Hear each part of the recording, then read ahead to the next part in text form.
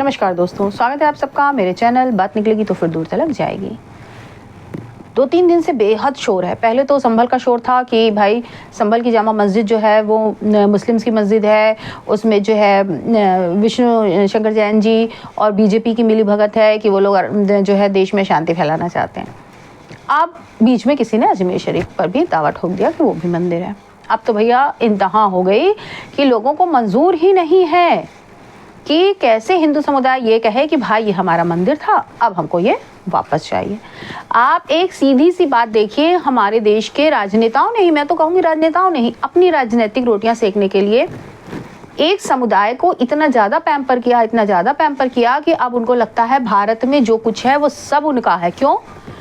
क्योंकि बाहर से आए हुए आक्रांताओं ने, जिनको वो अपना पूर्वज समझते हैं, हालांकि उनकी गलतफहमी है, बाहर से आए आक्रांता हमारे देश के 98% मुस्लिम्स के पूर्वज नहीं हैं। उनके पूर्वज हमारे हिंदुस्तान के ही हिंदुस्तानी नागरिक हैं, हिंदू नागरिक हैं। उसके बावजूद उन लोगों का ये है कि हाँ वो हमारे पूर्वज हैं, और चूंकि उन्होंने शासन किया, इस देश पर शासन किया, इसलिए भारत देश की हर चीज़ पर पहला अधिकार हमारा है। किसी भी, मान लीजिए कि किसी के घर में एक बहुत कोई बच्चा बड़ा गुंडा निकल जाता है, बड़ा बदमाश निकल जाता है, बहुत दुष्ट प्रवृत्ति का होता है, जो बहुत ही ज़्यादा अनैतिक काम करके, आपराधिक कार्य कर करके अपने अड़ोसियों पड़ोसियों का घर हड़प लेता है।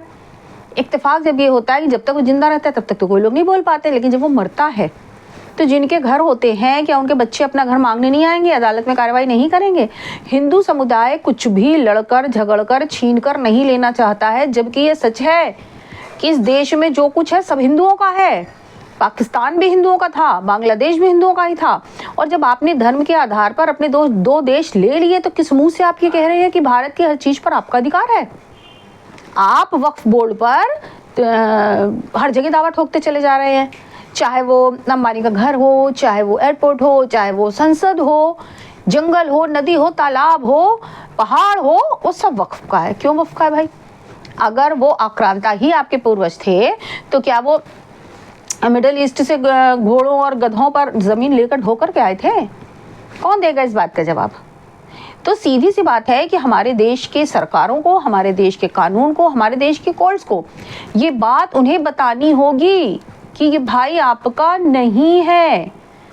आपके, चूंकि आपके सो कॉल्ड पूर्वजों ने हमारे देश पे शासन किया, इसका मतलब ये नहीं कि वो आपका है। और अगर यही है तो फिर क्रिश्चियंस का भी बहुत कुछ है, क्योंकि अंग्रेजों ने तो फिर हर चीज को कंट्रोल कर लिया था। फिर तो मुस्लिम्स का भी अधिकार खत्म हो जाता है, क्योंकि ये जमीन तो हिंदुओं की थी, सनातनियों की थी, उस पर मुस्लिम आक्रांता आए, उन्होंने शासन किया। मुस्लिम आक्रांताओं के बाद ईसाइयों ने शासन किया, तो फिर ये जमीन ईसाइयों की है। और नहीं तो फिर ये एक फ्री लैंड है जिस पर सबका अधिकार है। वो किसी भी धर्म का हो, किसी भी जाति का हो, किसी भी वर्ग का हो, किसी भी लिंग का हो, कोई भी भाषा बोलता हो, कोई भी धर्म मानता हो, ये देश, पूरा देश पे सबका बराबर का अधिकार है।